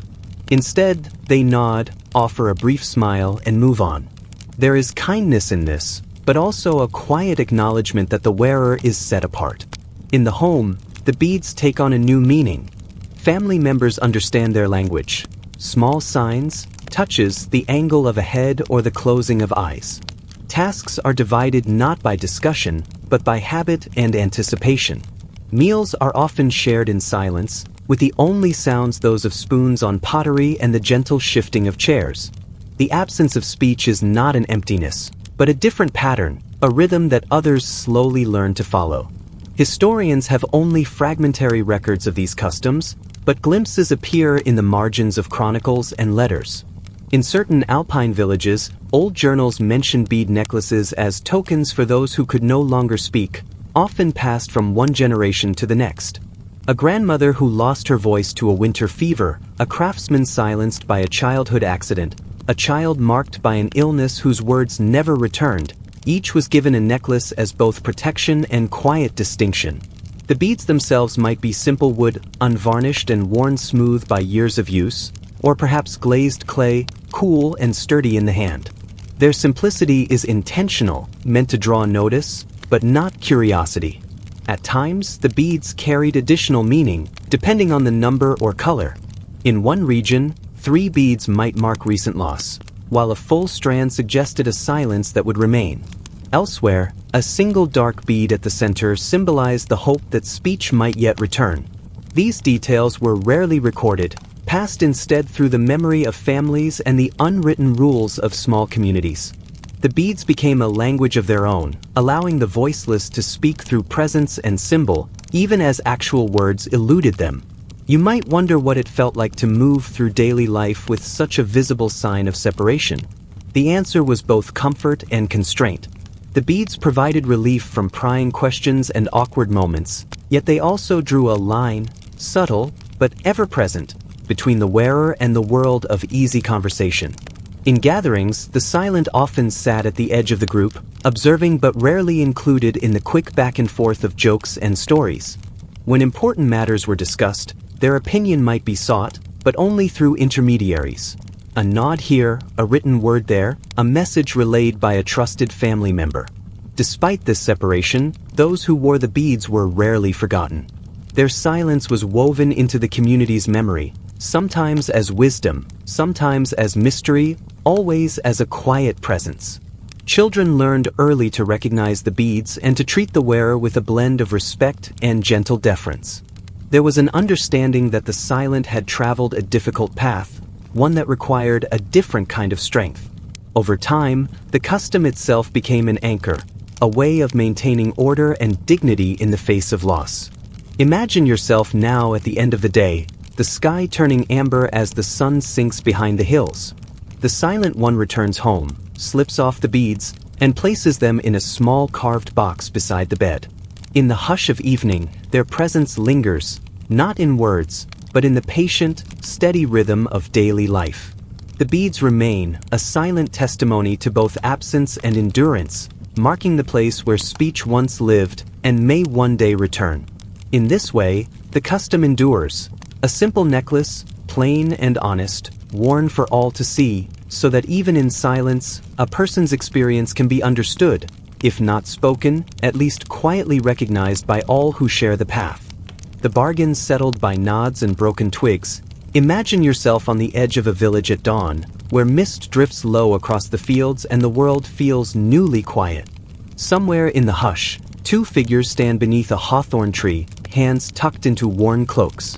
There is no need for words here, only the soft rhythm of breathing, the gentle stirring of leaves. In these moments, when speech was impossible or unwise, people found other ways to make their intentions known. In the old chronicles, You can find traces of these silent transactions. Long before contracts written in ink, before courts and clerks and sealed documents, small bargains were often struck with nothing more than a look or a gesture. Sometimes, the only witness was the dawn itself. Trust was measured in the angle of a chin, the steady meeting of eyes, the weight of a pause before action. One of the simplest and most enduring rituals was the breaking of a twig. A branch chosen carefully, snapped in two, each person taking half as a sign of the agreement. It was a practice as old as memory and as ordinary as breathing in some places. The act was wordless but unmistakable. In the quiet, the sound of the twig splitting was all that needed to be said. Chroniclers recorded such moments with a kind of reverence. They wrote of farmers settling boundaries, travelers arranging passage, shepherds promising to share grazing land. When speech was forbidden, or when witnesses might be untrustworthy, the breaking of a twig carried the weight of trust. Each half, kept in a pouch or tucked into a sleeve, was a physical reminder, a contract without words. These gestures were born of necessity as much as tradition. In busy markets or crowded halls, too many ears might overhear a whispered bargain. In times of conflict, a spoken promise could put lives at risk. But a nod, a touch to the heart, or the simple act of splitting a twig allowed people to signal understanding without leaving a trace for others to find. The practice was never limited to the powerful or the wealthy. In quiet corners of the countryside, villagers used the same rituals to settle debts or arrange marriages. Children learned to read the language of glances and gestures before they ever learned to write their names. A father might pass a broken twig to his son, the gesture sealing a pact that would outlast the season. Imagine yourself returning to the village at sunset, your own half of a twig tucked away. The details of the bargain linger in your mind. A promise to help with a harvest, a quiet understanding about the use of a path through private land. There is comfort in the knowledge that the other party carries their half as well, a silent link between two lives. Sometimes, these tokens would be reunited, the two halves fitting together in a pattern as unique as a signature. At the season's end, when the agreement was fulfilled, the twig might be burned in a shared fire or tossed into a stream as a sign that the bargain was complete. There was a gentle finality in these endings, a sense of closure that left little room for dispute. Of course, not every bargain held. Human memory is imperfect, and trust could be broken. But the rituals themselves endured, passed down through generations as quietly as the dawn. In later years, as written contracts became more common and the reach of law extended, these small gestures faded into the background, becoming little more than memory. Yet even then, in out-of-the-way places, a nod or a shared twig might settle more than words ever could. Chroniclers sometimes wondered at the simplicity of these rituals. But there was wisdom in their restraint.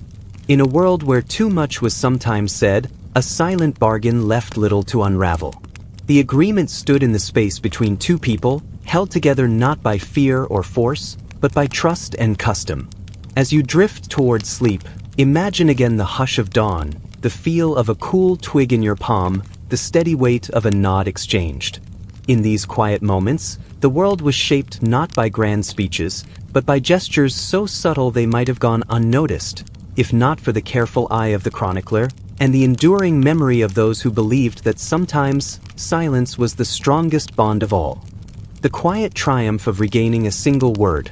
Imagine yourself sitting in the low glow of evening, in a small, thick-walled house where the air is tinged with the faint, familiar scent of wool and bread.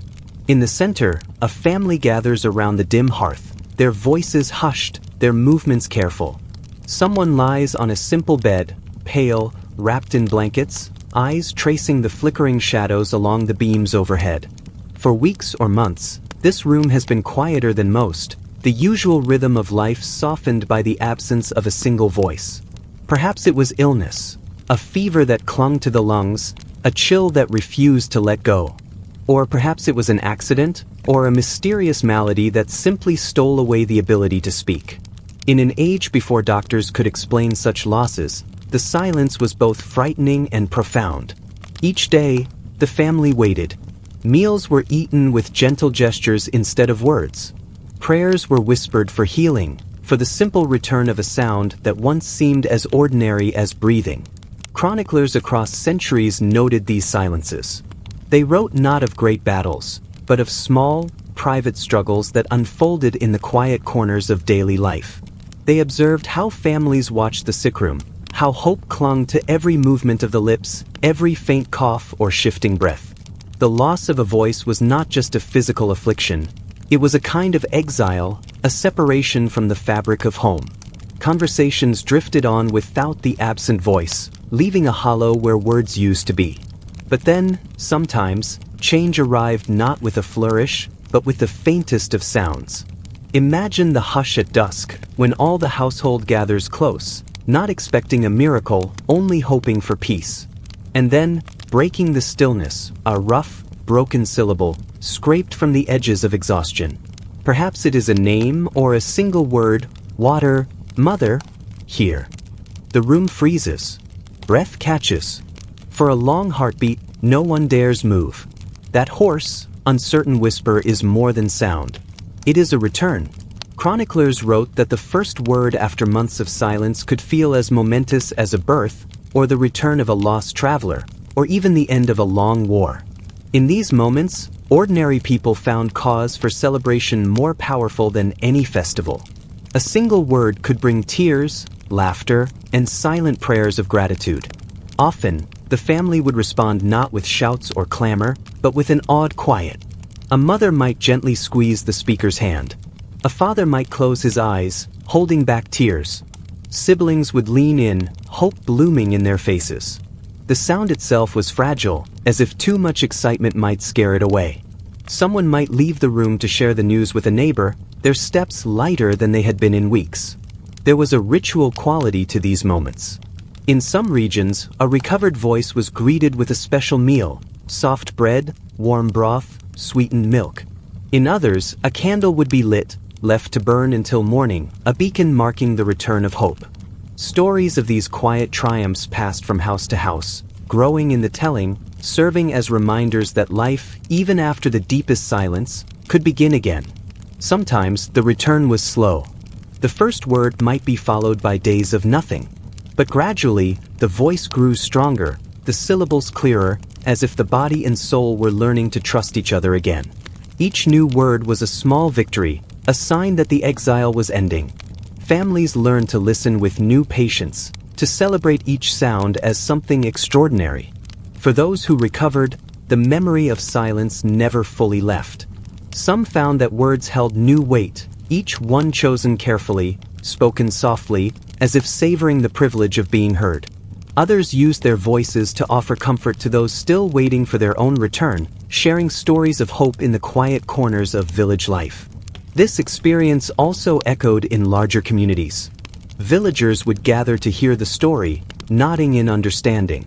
Chroniclers, ever observant, noted that these recoveries reminded everyone of life's fragility and resilience. A single whispered word, written in the margins of dusty records, marked a triumph that no grand event could outshine.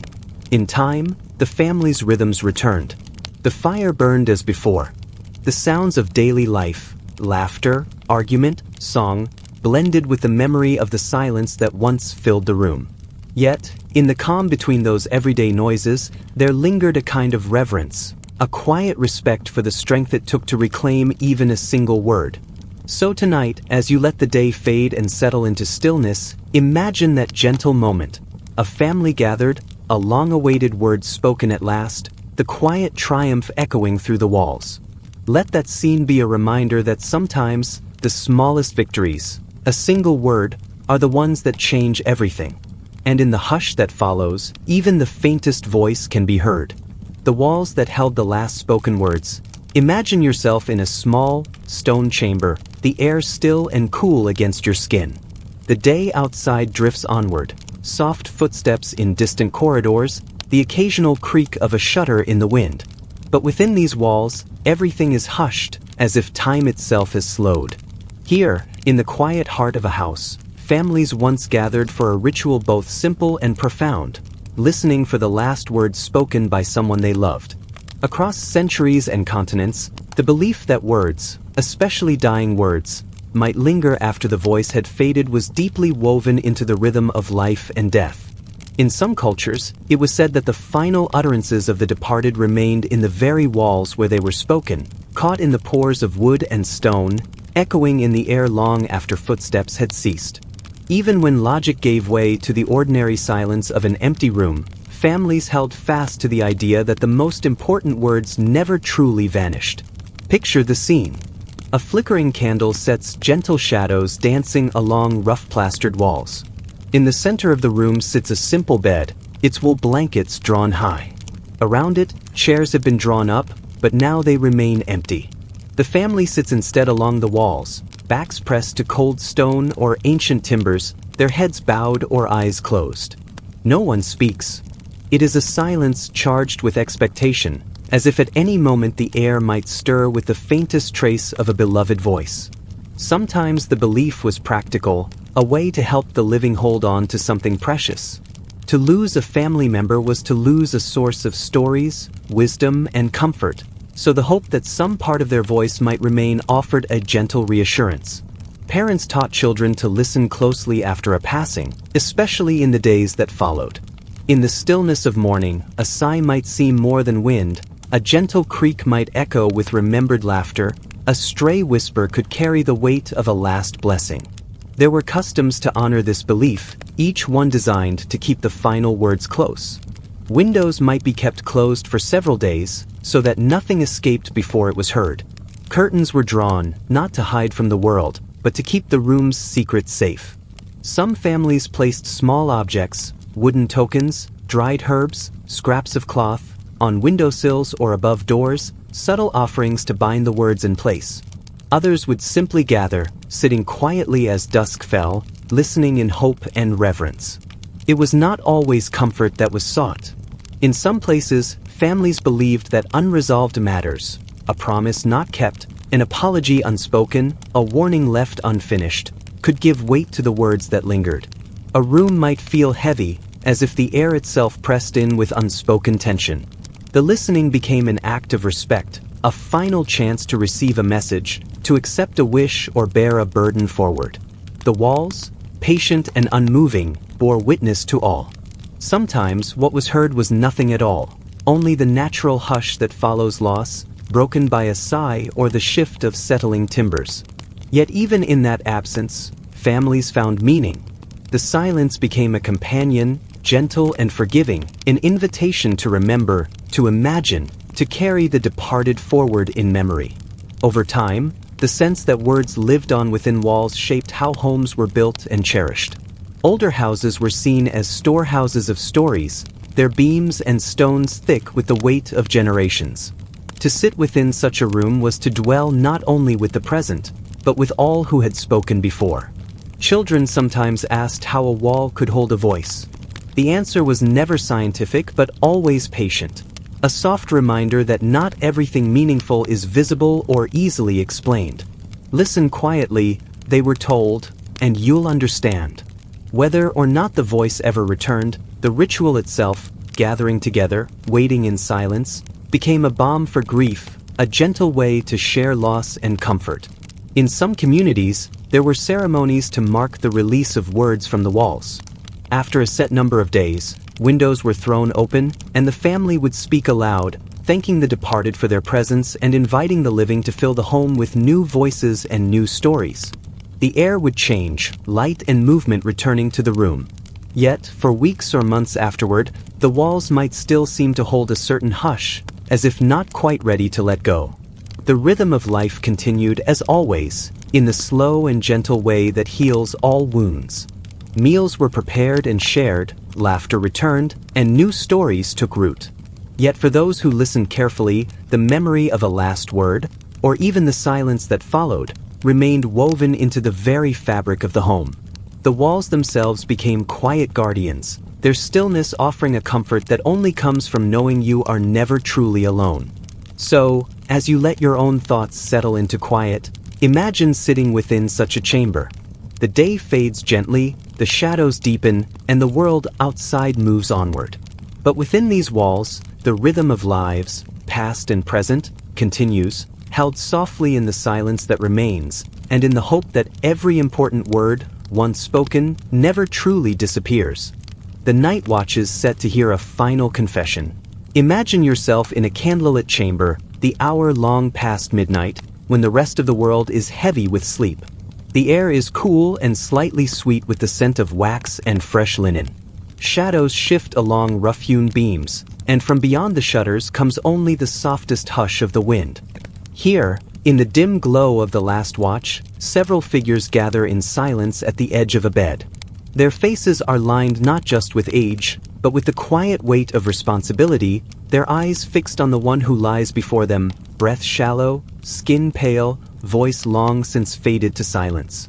Throughout much of history, the boundary between life and death was believed to be a sacred crossing. It was a moment that called for attention, reverence, and the careful presence of others. In villages and towns, it became a familiar custom for loved ones and neighbors to take turns keeping watch through the final hours of someone's life.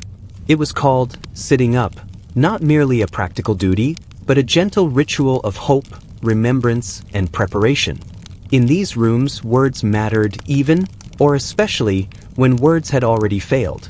If a person could no longer speak, every faint sigh or flutter of breath was listened to with the care one might reserve for the rarest of messages.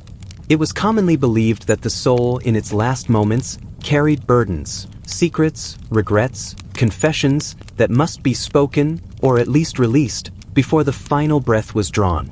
If speech could not serve, then perhaps a murmur, a gesture, or the smallest sound would suffice. The watchers would draw close, hands folded or gently resting on the coverlet, listening for the softest sign. Barely their exhale might be met with a murmured prayer. A flicker of eyelid or a twitch of the hand could become a sign to be interpreted and shared. The person at the threshold of death, even in silence, was believed to possess a last message, a confession that needed witness, something that would ease the soul's journey and bring comfort to those left behind. Sometimes a local priest was present, his voice low, reading familiar verses or softly urging the dying person to let go of their earthly burdens. Other times it was only family, husbands, wives, children, who gathered and waited, their own thoughts weaving through the hush. They might repeat gentle questions or speak the words they hoped their loved one would have spoken, each phrase intended to draw forth the soul's last, necessary truth. It was understood that not all confessions were spoken aloud. Some believed that even an unspoken regret could be released with a sigh or a final breath. In some places, it became custom to open a window near the dying, so that the departing spirit could slip easily into the night. The watchers might hush each other with a glance, listening as if the walls themselves could echo with the secrets of a lifetime. Outside the chamber, the village remained quiet, but not indifferent. Neighbors might leave a lantern burning or sit in their own kitchens, waiting for news. The rhythm of daily life slowed around these watches, as if the world itself paused to listen. No work was begun until the night's vigil was finished, and the first cockcrow often marked not just the coming of dawn, but the completion of the soul's journey. For the watchers, the long hours by the bedside passed in a peculiar mix of tension and tenderness.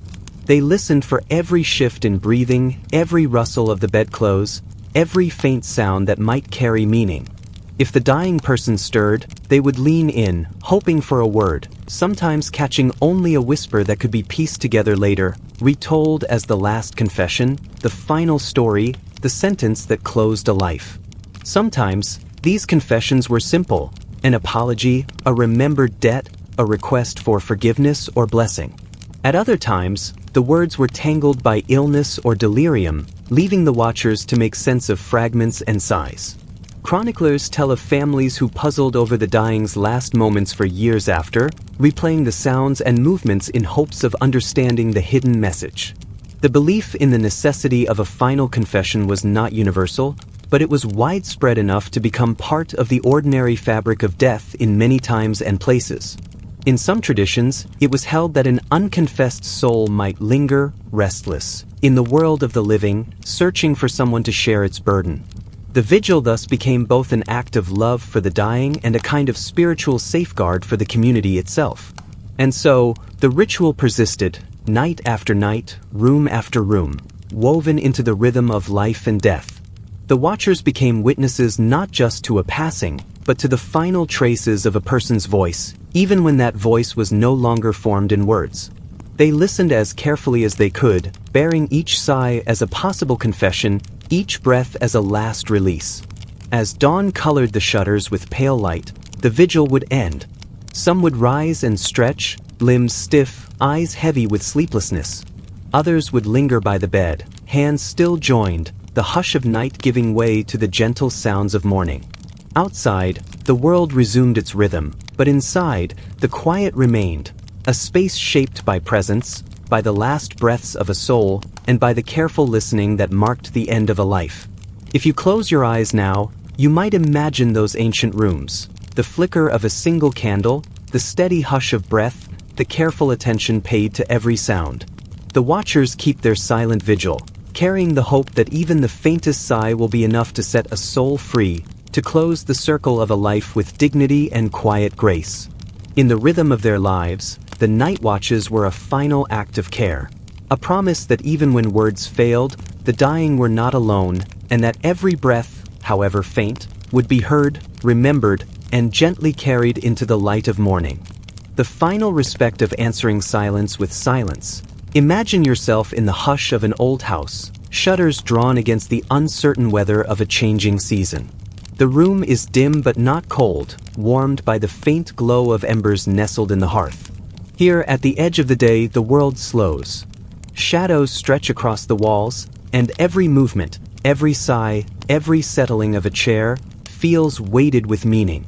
At the heart of this quiet space lies a figure, resting, their breaths shallow and measured.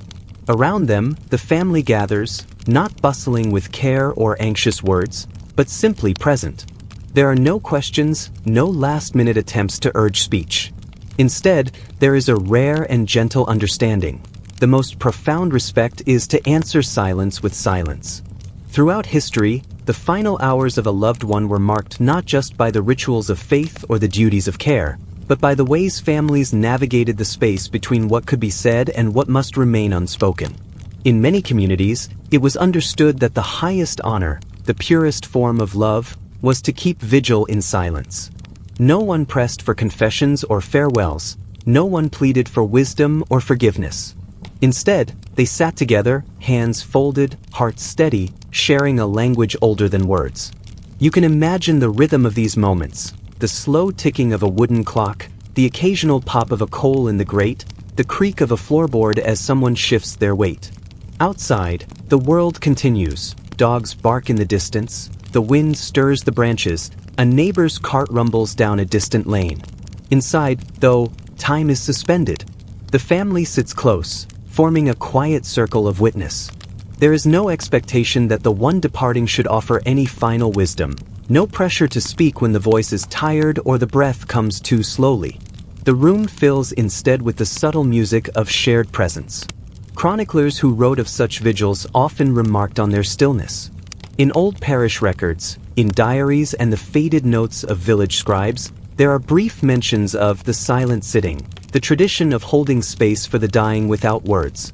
Sometimes, these moments were marked by gentle ritual, a hand held, a candle lit, a window opened to let in fresh air. But more often, the ritual was simply to remain, quietly, refusing to demand a single sound from the one who had already given so much. The act of answering silence with silence was, in itself, a final gift. In daily life, so much was required, stories told, decisions made, advice given. Elders were often called upon to arbitrate disputes, offer blessings, or soothe the fears of children. To be silent, in the end, was to lay down that burden. The family's quiet vigil acknowledged this change, allowing the one at the center to rest, to let go, without the weight of expectation pressing in.